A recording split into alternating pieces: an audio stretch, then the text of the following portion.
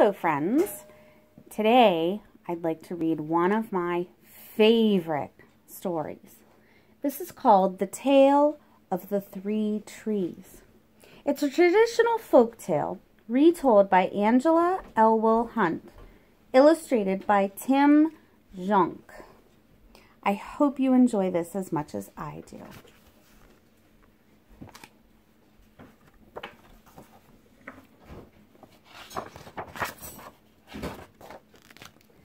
The Tale of the Three Trees.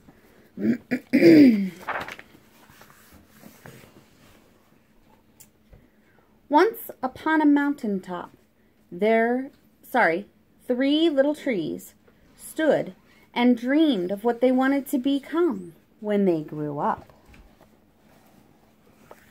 Three trees.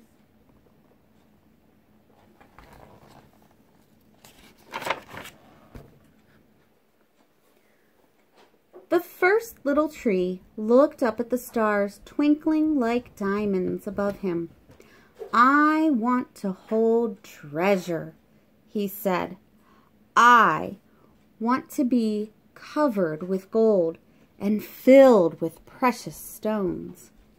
I will be the most beautiful treasure chest in the world."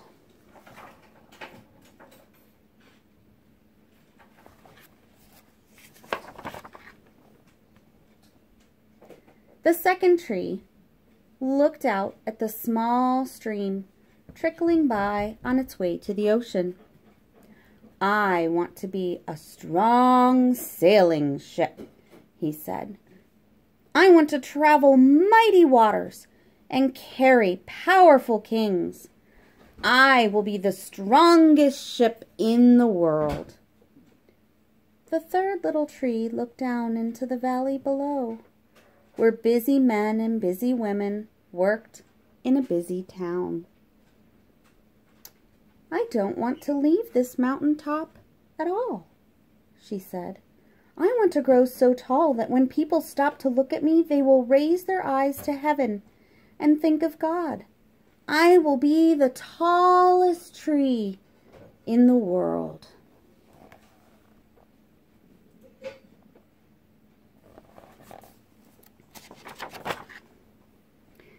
Years passed, the rains came, the sun shone, and the little trees grew tall. One day, 3 woodcutters climbed the mountain. There they go, up to the 3 trees, who aren't little trees anymore, are they? The first woodcutter looked at the first tree and said, "This tree is beautiful. It is perfect for me." With a swoop of his shining axe, the first tree fell. "Now I shall be made into a beautiful chest," thought the first tree. "I shall hold wonderful treasure." The second woodcutter looked at the second tree and said, "This tree is strong. It is perfect for me." With a swoop of his shining axe, the second tree fell. "Now I shall sail mighty waters," thought the second tree. "I shall be a strong ship, fit for kings." The third tree felt her heart sink when the last woodcutter looked her way. She stood straight and tall and pointed bravely to heaven. But the woodcutter never even looked up. "Any kind of tree will do for me," he muttered. With a swoop of his shining axe, the third tree fell.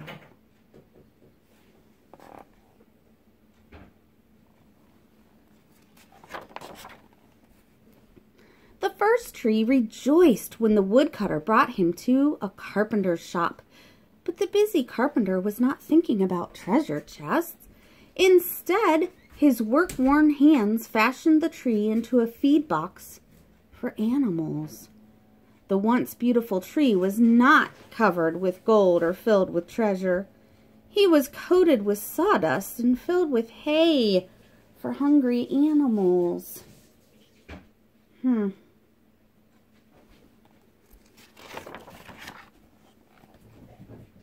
The second tree smiled when the woodcutter took him to a shipyard, but no mighty sailing ships were being made that day.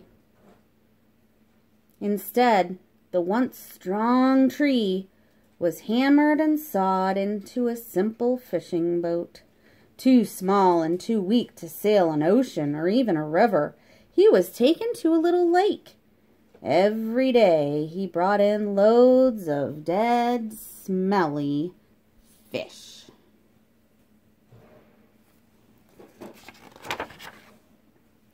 The third tree was confused when the woodcutter cut her into strong beams and left her in a lumber yard.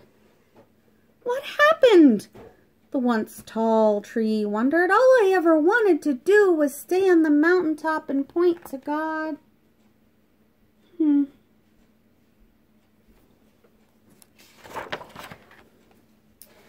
Many, many days and nights passed. The three trees nearly forgot their dreams. But one night, golden starlight poured over the first tree as a young woman placed her newborn baby in the feed box. I wish I could make a cradle for him, her husband whispered. The mother squeezed his hand and smiled as the starlight shone on the smooth and sturdy wood. This manger is beautiful, she said. And suddenly the first tree knew he was holding the greatest treasure in all the world.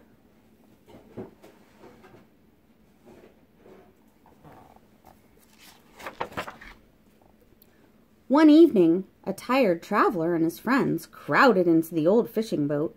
The traveler fell asleep and the second tree quietly sailed out into the lake. Soon a thundering, thrashing storm arose. The little tree shuddered. He knew he did not have the strength to carry so many passengers safely through the wind and rain. The tired man awakened.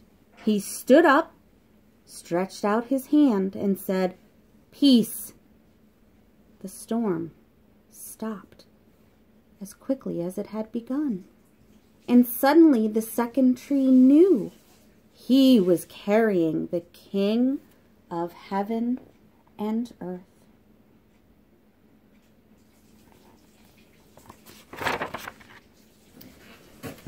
One Friday morning, the third tree was startled when her beams were yanked from the forgotten woodpile. She flinched as she was carried through an angry, jeering crowd. She shuddered when soldiers nailed a man's hands to her. She felt ugly and harsh and cruel.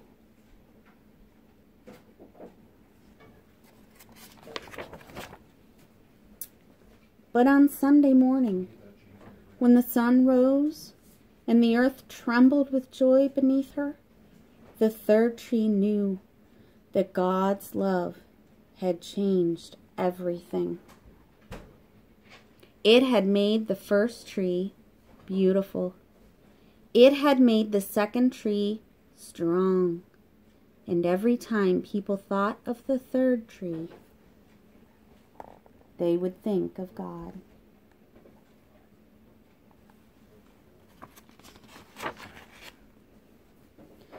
That was better than being the tallest tree in the world.